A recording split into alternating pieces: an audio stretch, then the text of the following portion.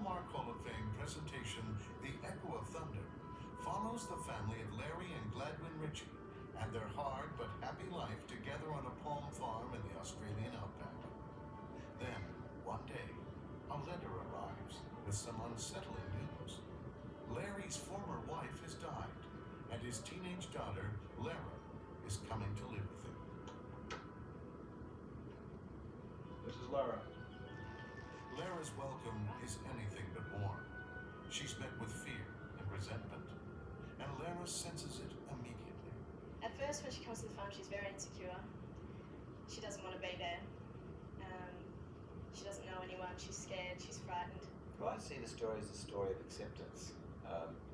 It's a good drama that focuses really on the relationship of two women, a middle-aged woman and a young girl that comes into her life.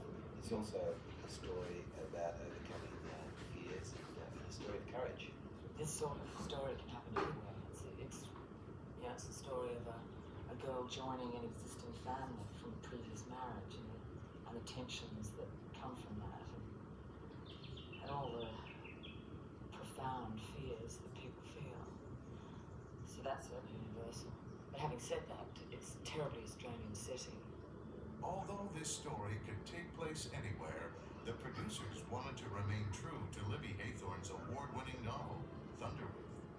Hallmark Hall of Fame likes to get the reality and the place that's real. And of course, this is a story that was written. The novel was written in Australia. And we have a predominantly, with the exception of one actor in our picture, everyone is Australian. Our crew is all Australian, and they're wonderful. So we're so lucky. I think one thing we get by coming to Australia is that I think life is a little more basic here. There's not so many distractions. There just seems to be less pressure on families here. Shooting in Australia, however, did put more pressure on the filmmakers. The first problem was finding a location. We wanted to find the classic piece of what we call Australian bush. So we needed to find somebody somewhere in the middle of nowhere, but was still accessible for a film. The set designer drove nearly 8,000 kilometers until he found the one spot near Mount Beauty, Victoria, that he knew would work. Nestled among the picturesque Australian Alps at the end of a primitive fire trail was a small clearing with a mountain stream. Basically, it was just bush. What had happened about maybe 10 years ago, the particular owner of the property here had just probably thought he'd like to clear this land for rural improvements, but he got sick of it. And so basically, it was just a patch of bush about the size of a football oval, which we cleared. All of the structures, the barn, the bathhouse, the corral, and the Ritchie house itself were constructed on the site. The house, with its tin roof and front and back verandas, is a very traditional outback home. I mean, that little house is a very typical Australian cottage. You know, the fly wires around the outer verandas, gives them the heat, and, the summer they get into the back veranda. In fact, they used to live on those verandas. Get out there in the cool of the evening, have a cup of tea and scones or each. So it's a very typical Australian bush home. An earthen dam was constructed to create the small pond, and nearly 3,000 small palm plants were purchased and planted on the site. In the film, Lara and Thunderwolf, the stray dog she adopts as her own, visit a beautiful nearby beach. Except it was not exactly nearby. Those scenes were shot on Wilson's Promontory at the very southern tip of Australia. We actually believe that the beach in that story is just over this hill here, even though we're 6.5 hours from the real beach. It was on that beach that Lara and Thunderwolf discover ancient Aboriginal drawings lining the walls of a cave, which was actually another piece of movie magic. In reality, the cave was a creation of the set designer and his crew, molded from a plastic foam so it could be placed in a spot that was convenient for the camera and lights. Filming began just after Christmas, in the middle of the Australian summer, requiring everyone to take special precautions because of the heat. The difficulties in filming are you have to have this, a hat, you have to have water, lots of it, sunglasses, and lots of number 30, number 45, number 15 sunblock. Another major irritant was the flies. I don't know what the deal is with their flies, though. The flies here are mad. They're scared of nothing, folks. In fact, the locals are so used to the flies that they refer to the act of brushing them away as the Australian salute. In addition to dealing with the elements and the insects, Emmy Award-winning director Simon Windsor found his job complicated by the demands of animals and children. What's hard is that small children get tired, and it's trying to keep them real, and it's trying to keep them energetic.